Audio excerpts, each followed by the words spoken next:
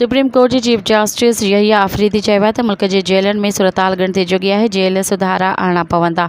Chief justice Yahya Afridi जी सदारत हेठि jail सुधारण बाबति इजलास थियो, जंहिं में लाहौर हाई कोर्ट जी चीफ जस्टिस आलिया नीलम ऐं जस्टिस शम्स महमूद मिर्ज़ा शिरकत कई। इजलास में ताज़ो क़ैद काटींदड़ ख़तीजा शाह बि शिरकत कई। इजलास दौरान ॻाल्हाईंदे चीफ जस्टिस चयो त मुल्क जे जेलनि में सूरताल ॻणिती चुकी आहे। जेलनि में क़ैदियुनि जी गुंजाइश 66,625 ऐं क़ैदियुनि जो अंग 1,08,643 आहे। हुन चयो त पंजाब जी जेल में गुंजाइश 36,365 जी आहे ऐं क़ैदी 67,837 आहिनि। क़ैदियुनि मां 36,128 जवाबदार ट्रायल शुरू थियण जे इंतज़ार में आहिनि। चीफ जस्टिस चयो त पंजाब में इन्हनि मसइलनि जे हंगामी बुनियादुनि ते हल कढणो पवंदो।